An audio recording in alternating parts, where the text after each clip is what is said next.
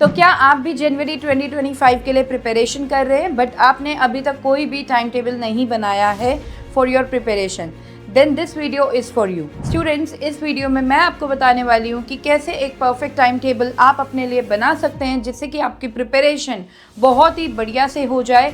जिन जिन चीज़ों पे आपको फोकस करना चाहिए आपके प्रिपरेशन करते टाइम, वो आप कर पाएँ, वो भी एक टाइम इफ़ेक्टिव मैनर में।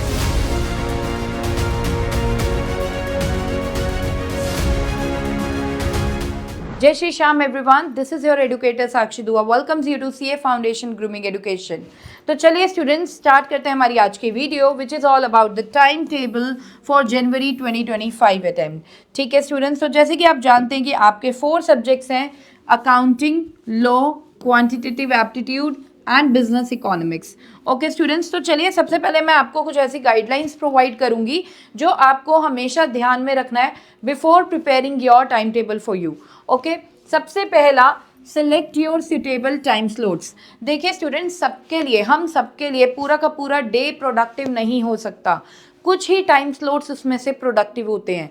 फॉर एग्जाम्पल, अगर मैं अपनी बात करूं तो जब हम एक प्रॉपर स्लीप लेकर उठते हैं, जब हम सुबह उठते हैं मॉर्निंग टाइम, वो हमारा मोस्ट प्रोडक्टिव टाइम होता है। ओके, या फिर हम जब आफ्टरनून में एक नैप लेकर उठते हैं तो वो हमारा एक प्रोडक्टिव टाइम होता है। ओके, सो इस तरीके से आपको भी एनालाइज करने हैं अपने टाइम स्लॉट्स जिसमें आपकी प्रोडक्टिविटी, आपकी बॉडी का एनर्जेटिक लेवल बहुत ही हाई रहता है। ओके स्टूडेंट्स, तो आपको अपने लिए कम से कम ऐसे 4 स्लॉट्स सेलेक्ट करने हैं। ठीक है, अगर 4 एनर्जेटिक स्लॉट्स नहीं मिल रहे हैं तो आप 3 तो कम से कम एनर्जेटिक स्लॉट्स बनाइए। 4th स्लॉट कोई बात नहीं, थोड़ा सा कंपैरेटिवली लो एनर्जी का भी होगा तो चलेगा। आपको क्या करना है, 4 स्लॉट्स मेंटेन करने हैं। ठीक है, first slot, second slot, third slot and fourth slot. Okay, first slot आपका 3 आवर्स का होना चाहिए, सेकंड स्लॉट भी आपका 3 आवर्स का होना चाहिए एंड थर्ड स्लॉट भी आपका 3 आवर्स का होना चाहिए। फोर्थ स्लॉट आप 2 आवर्स का रखिए। मतलब इन अ डे कम से कम हमें 11 to 12 आवर्स ज़रूर पढ़ना है। ओके स्टूडेंट्स, चलिए, और मेक श्योर कि आपको हर एक डे यूटिलाइज करना है। ठीक है, देखिए स्टूडेंट्स, आप जो कोर्स करने वाले हैं वो इतना ईजी नहीं है। You need to give your dedication, you need to give your time properly. Okay, so कम से कम 10 to 12 आवर्स का टाइम डेली आपको डिवोट करना है towards your studies and more over हर डे आपके लिए बहुत ज़्यादा कीमती है। एवरी डे इज़ प्रीशियस, तो ये हमेशा आपको ध्यान में रखते हुए आगे चलना है। एक भी दिन वेस्ट करने का मतलब है आपने अपने वो 12 आवर्स जो आप स्टडी कर सकते थे वो आपने वेस्ट कर दिए। ओके, और उसका लॉस बहुत ज़्यादा है। Next, you need to focus on 2 subjects in a day. देखिए स्टूडेंट्स, आपको पूरे 4 के 4 सब्जेक्ट्स एक साथ नहीं लेने हैं। जैसे कि हम जानते हैं कि हर एक चैप्टर बहुत ज़्यादा लेंदी है, राइट। अगर आप 10 to 12 आवर्स अपने 4 सब्जेक्ट्स पे लगाते हो तो एक चैप्टर ख़त्म करने में भी बहुत ज़्यादा टाइम लग जाएगा हर एक सब्जेक्ट का। ठीक है, और रिजल्टेंट क्या होगा, आप ये सोचोगे शॉर्टकट मार लेती हूँ, इसको फटाफट ख़त्म करती हूँ। ठीक है, और वहाँ पे प्रॉब्लम होनी शुरू हो जाएगी। आपको हर चीज़ को बहुत ही प्रॉपरली टाइम देते हुए चलना है। ठीक है, अगर मैं बात करूँ कि करना क्या क्या है मैम, ठीक है, तो बेटा आपको CPLRT टेक्निक फॉलो करनी है। अब CPLRT टेक्निक क्या है? C stands for concept. आपको कॉन्सेप्ट क्लैरिटी पे फोकस करना है। आप कोई भी टॉपिक गो थ्रू करते हो, आप मॉड्यूल से गो थ्रू कर रहे हो, आप हमारी वीडियोस देख रहे हो, लेकिन आपने उस टॉपिक को बहुत ही ज़्यादा डीपली वे में एनालाइज करते हुए उसको प्रिपेयर करना है। ठीक है, आपकी कॉन्सेप्ट क्लैरिटी बहुत अच्छे से होनी चाहिए। Next is P, practice. आपने कॉन्सेप्ट कर लिया, उसके बाद आपने क्या करना है, आपने प्रैक्टिस करनी है बहुत सारे क्वेश्चंस की। ठीक है, एग्जाम ओरिएंटेड क्वेश्चंस पे फोकस करना है प्रैक्टिस करते टाइम। उसके बाद अगर कोई थियोरेटिकल वाला सब्जेक्ट है तो आपको लर्निंग वर्क भी करना है, उसका साइड बाय साइड ही लर्निंग वर्क करना है बेटा। Next, R&T is revision and test. Revision and test पे भी फोकस करना है। देखिए, मैं जनरली जो देखती हूँ वो ये देखती हूँ कि स्टूडेंट्स कॉन्सेप्ट क्लैरिटी तो कर लेते हैं और उसके बाद ये समझते हैं कि चैप्टर हो गया कंप्लीट। बेटा खाली कॉन्सेप्ट क्लैरिटी से अगर चैप्टर कंप्लीट होता ना तो कोई भी बच्चा फेल ना होता सीए फाउंडेशन में जो एटलीस्ट चैप्टर्स पढ़ के जा रहा है। अगर आपको क्वालिफाई करना है सीए फाउंडेशन का अटेम्प्ट तो आपको ये 4 चीज़ें जो मैंने बोली है इस पे तो फोकस करना ही पड़ेगा। Concept, practice, learning, revision and test. Okay, practice करनी है क्वेश्चंस की, क्योंकि जब हम क्वेश्चंस की प्रैक्टिस कर रहे हैं now you are implementing your theoretical knowledge. Getting the theoretical knowledge and implementing the theoretical knowledge are the 2 different things. अगर आप ये सोच रहे हो कि चैप्टर को गो थ्रू करके कॉन्सेप्ट क्लैरिटी करके मैं सारे क्वेश्चंस जो पेपर में आने वाले हैं आराम से कर लूँगा, then you are thinking wrong. Okay, so make sure कि आप प्रैक्टिस भी करें क्वेश्चंस की, क्योंकि आपको पता लग जाएगा कि आपने जो थ्योरेटिकल नॉलेज गेन की है वो आपको इम्प्लीमेंट कैसे करनी है। नेक्स्ट, लर्निंग वर्क करना है। देखिए, आप कोई भी थ्योरेटिकल चैप्टर कर रहे हैं तो मेक श्योर आप लर्निंग वर्क भी साइड बाय साइड करते हुए चलें। मैंने जनरली यही देखा है कि बच्चे क्या करते हैं, लर्निंग वर्क एंड के लिए छोड़ देते हैं। बेटा, एंड में ऑलरेडी बहुत ज़्यादा प्रेशर होता है माइंड पे और आप ये सोच रहे हो कि एंड में आप लर्निंग वर्क कर लोगे, देन इट इज़ रॉन्ग। आप लोग ये सोचते हो 5 मंथ्स है, 5 मंथ्स है, 4 मंथ्स क्या करते हैं, 4 मंथ्स हम कॉन्सेप्ट क्लैरिटी पे डिवोट करते हैं, उसके बाद लास्ट का 1 मंथ जो होगा ना उसमें हम लर्निंग वर्क कर लेंगे, विच इज़ रॉन्ग। लास्ट में आप लर्निंग वर्क करोगे तो बताओ रिवीजन कब करोगे। अब आपके माइंड में आ रहा होगा रिवीजन करने से होगा ही क्या, लर्निंग हम कर लेंगे बस हो जाएगा।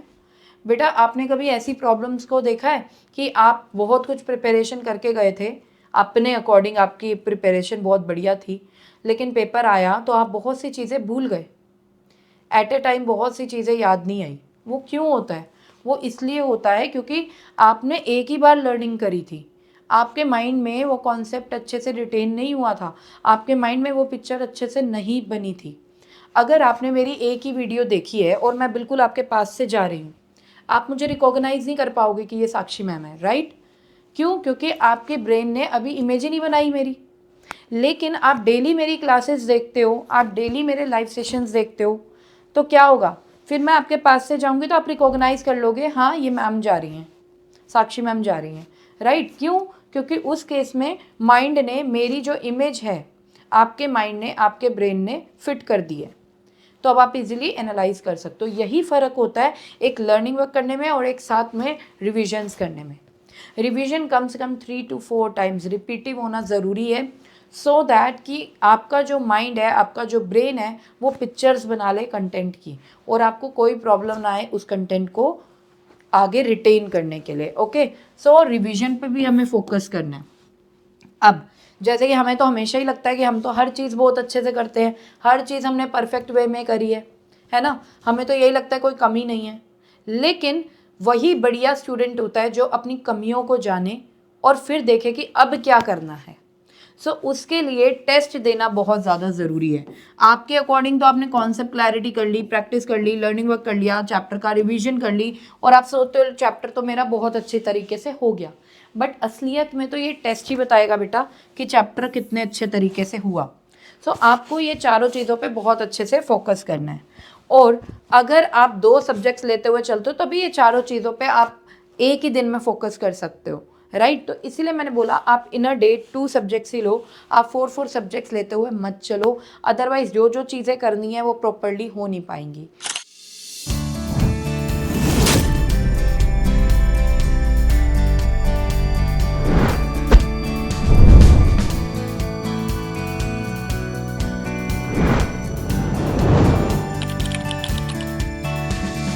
ठीक है, next, set targets every day.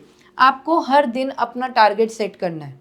जैसे मान लो आपने सोचा क्वांटिटेटिव एप्टीट्यूड में मैं एक चैप्टर कल कंप्लीट कर लूँगा, बिजनेस इकोनॉमिक्स का मैं एक चैप्टर कल कंप्लीट कर लूँगा, तो आने वाले दिन के लिए मतलब कल के लिए आप आज ही क्या करोगे, टारगेट सेट कर लोगे। क्योंकि इससे क्या होता है, टारगेट सेट करने से आपका माइंड क्या हो जाता है, प्रिपेयर हो जाता है उन चीज़ों को करने के लिए। आपका माइंड ये नहीं बोलेगा नहीं यार ये नहीं करनी, या आप जब पढ़ने के लिए बैठोगे आप अगर अनप्लान्ड हो, आपका माइंड बोलेगा क्वांटिटेटिव एप्टीट्यूड कर लेता हूँ, नहीं यार बिजनेस इकोनॉमिक्स कर लेता हूँ, नहीं लॉ कर लेता हूँ आज, है ना। तो वो जो कन्फ्यूजन हो जाएगी ना उसी में आपका 1 घंटा खराब हो जाएगा। तो जब आप पहले से ही टारगेट सेट कर लेते हो, एक दिन पहले ही आपने टारगेट सेट कर लिया कि आज मुझे क्या करना है, तो आपका माइंड कन्फ्यूजन में नहीं रहेगा एंड आपका माइंड इनफैक्ट रेडी भी होगा उस चीज़ को जल्दी से जल्दी स्टार्ट करने को। ओके, तो आपका माइंड सेटअप करने के लिए आपको टारगेट ज़रूर सेट कर लेने चाहिए एवरीडे। और वैसे भी बेटा कॉन्फिडेंस भी बढ़ता है जब आप हर दिन टारगेट सेट कर रहे हो, और उन टारगेट को जैसे जैसे आप पूरा करते जाते हो तो आपका कॉन्फिडेंस लेवल एक अलग ही लेवल पे पहुंच जाता है। ठीक है, next regular test and revision, वही मैंने आपको अभी बताया कि सारी चीज़ें एक साथ करनी है, लर्निंग, रिवीजन, टेस्ट, है ना। ऐसा नहीं कि 5 चैप्टर कंप्लीट कर लिए अब टेस्ट देना स्टार्ट कर रहे हो उन 5 चैप्टर्स के, नहीं, साइड बाय साइड करते चलो। चैप्टर 1 कंप्लीट, चैप्टर 1 का test, then chapter 2, then chapter 2 complete, chapter 2 का टेस्ट, देन चैप्टर 3।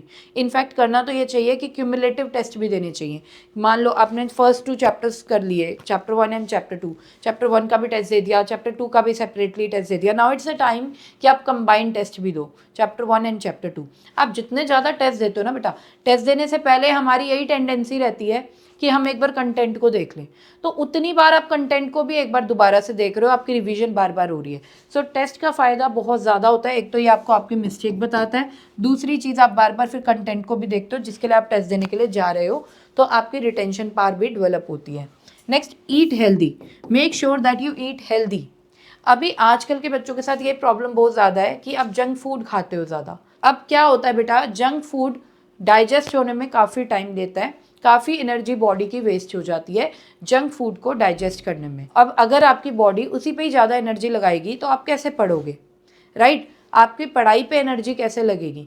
सो मेक श्योर कि आप लाइट खाओ, हेल्दी खाओ, मखाने तल के खा सकते हो, ठीक है, फ्रूट्स खा सकते हो, जो बहुत इजी टू डाइजेस्ट होती हैं चीज़ें, जिनमें एनर्जी लेवल आपकी बॉडी का कम लगेगा डाइजेस्ट करने में, और ज़्यादा सारी एनर्जी आपकी बच जाएगी स्टडी करने में। सो ये तो कुछ ऐसी चीज़ें थी जो आपको ध्यान में रखनी है अपना टाइम टेबल फ्रेम करने से पहले।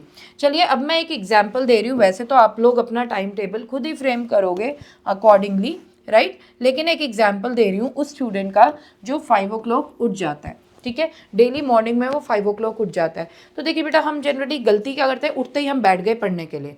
आप उठते ही बैठ गए, डेफिनेटली आप ज़्यादा टाइम तक नहीं पढ़ पाओगे, आपको नींद बार बार सताएगी। आपको क्या करना है, 5 o'clock आप उठते हो, 30 मिनट्स अपनी बॉडी को दो।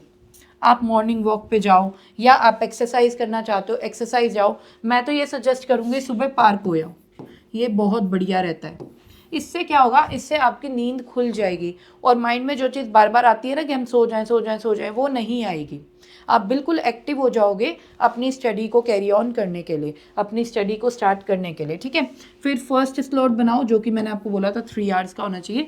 5:30 to 8:30 फर्स्ट स्लॉट है आपके पढ़ने का, ठीक है। देन 8:30 to 10 AM आप ब्रेकफास्ट करो बेटा, थोड़ा बहुत रेस्ट भी कर सकते हो, ठीक है। फिर 10 AM to 1 AM second slot आ गया पढ़ने का 3 hours का, राइट। उसके बाद 1 PM to 2 PM आपका लंच टाइम है, एंड 2 PM अब आप सो भी जाओ, 2 PM to 4 PM sleep time, क्योंकि आप सुबह जल्दी उठे हो, राइट। तो डेफिनेटली आपको टाइम भी चाहिए सोने का दोबारा से एक बार दिन में, ठीक है। सो 2 PM to 4 PM sleep time, 4 PM to 4:30 T ले लो या कॉफ़ी ले लो, या कोई शेक वगैरह पीना है, मैंगो शेक, बनाना शेक, वो पी सकते हो, ठीक है, जिससे कि दोबारा से एनर्जी रिस्टोर हो जाए आपकी बॉडी की। फिर 4:30 to 7:30 थर्ड स्लॉट रहेगा आपका पढ़ने का, अगेन 3 hours का स्लॉट है ये, right. And 7:30 PM to 8:30 PM आपने ब्रेक लिया, आपने डिनर कर लिया, ओके। उसके बाद 8:30 PM to 10:30 PM fourth slot है आपका ये 2 hours का, ठीक है। तो ये है। अब इन स्लॉट्स में करना क्या है, देखिए बेटा, मान लीजिए आपने इकोनॉमिक्स पढ़ी 3 hours, ठीक है, आपने एक चैप्टर 1 इकोनॉमिक्स का कंप्लीट कर लिया, ठीक है। अब सेकंड स्लॉट आया, इसमें आपने अकाउंट्स कर ली, अकाउंट्स का एक चैप्टर आपने कंप्लीट कर लिया। जस्ट एक एग्जांपल दे रही हूँ कि एक एक चैप्टर कंप्लीट हो गया। अब ये जो 3 hours हैं, इसमें आप क्या करोगे, लर्निंग वर्क करोगे इकोनॉमिक्स का, जो आपने आज स्टडी किया, जो भी टॉपिक आज स्टडी करते हैं आज ही हमारा लर्निंग वर्क उसका हो जाना चाहिए, ठीक है। और साथ में आप प्रैक्टिस करोगे अकाउंट्स के क्वेश्चन की, परफेक्ट प्रैक्टिस बुक से, ठीक है। परफेक्ट प्रैक्टिस की बुक अगर आपके पास नहीं है, मॉड्यूल के क्वेश्चंस की आप प्रैक्टिस कर सकते हो, ठीक है। अब जो फोर्थ स्लॉट आएगा, इसमें आपने एक बार दोबारा से क्या करना है, रिवीजन कर लेनी है जो जो आपने किया, ठीक है। सो इस तरीके से आपको करना है ये सब कुछ। और जैसे ही आपका कोई कोई चैप्टर कंप्लीट होता जाए तो मेक श्योर आप टेस्ट भी देते जाओ। तो अगर आप इस तरीके से अपना कोई टाइम टेबल फ्रेम करोगे और आप उस टाइम टेबल को प्रॉपरली फॉलो करोगे तो आपको कोई भी नहीं रोक सकता है कि आपका अटेम्प्ट क्लियर नहीं होगा। आपका अटेम्प्ट डेफिनेटली क्लियर होगा। Okay students, so I hope आपको आज की वीडियो पसंद आई होगी। अब इसके पहले अब यहाँ पर स्टूडेंट्स मैं आपको एक और चीज़ बताना चाहती हूँ कि अगर आप चाहते हैं कि आपकी प्रिपरेशन बहुत ही अच्छे से हो जाए, वो भी अंडर आवर गाइडेंस, तो आप क्या कर सकते हैं, आप हमारा कोर्स परचेज कर सकते हैं which is CA foundation OTT course. ठीक है, ये सिर्फ 450 रुपीज़ में हम आपको अवेलेबल करा रहे हैं, 450 रुपीज़ पर मंथ। आप एवरी मंथ इसको रिन्यू कर सकते हैं। इस कोर्स को लेने के बाद आप अपने 4 के 4 सब्जेक्ट्स, सारे के सारे सब्जेक्ट्स अच्छे से हमारे साथ प्रिपेयर कर सकते हैं। ओके, वो भी at a cost of ₹450 per month only. यानी कि आप देखो ऑन एन एवरेज आपको 110 रुपीज़ पर सब्जेक्ट पड़ रहा है अराउंड। ओके, और यहाँ पर हम आपको क्या क्या प्रोवाइड करेंगे, we will provide you our pre recorded videos of each and every chapter covering each and every topic in detail। Okay, बहुत ही अच्छे से ये वीडियोस फ्रेम्ड होती हैं कि आप अगर इन वीडियोस को देखते हो आपको बहुत अच्छे से कॉन्सेप्ट क्लैरिटी मिल जाती है। फिर भी अगर आपके कोई डाउट्स आते हैं तो डाउट सेशंस भी हम आपको यहाँ पे प्रोवाइड करते हैं। उन डाउट सेशंस को ज्वाइन करके आप फैकल्टी मेंबर से अपने डाउट्स भी पूछ सकते हैं।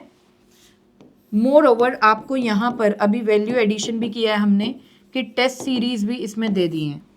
इसमें आपको टेस्ट वगैरह मिलेंगे, मॉक टेस्ट भी मिलेंगे और चैप्टर वाइज टेस्ट भी मिलेंगे, जिससे कि आप टेस्ट वगैरह भी दे सकते हैं और हमारे जो फैकल्टी मेंबर्स हैं वो टेस्ट को चेक करके आपको आपकी परफॉर्मेंस भी बताएंगे।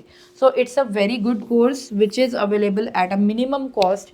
तो आप इसको परचेज कर सकते हैं और हमारे साथ अपनी प्रिपरेशन स्टार्ट कर सकते हैं फॉर जनवरी 2025। सो यहाँ पर इस वीडियो को एंड करना चाहूँगी। आई होप ये वीडियो आपके लिए काफ़ी इन्फॉर्मेटिव रहेगी। If you feel the same then please subscribe the channel and like the video. अब मिलते हैं हमारे नेक्स्ट वीडियो में। Till then bye bye, take care, Jai Shri Shyam and all the best for your preparation.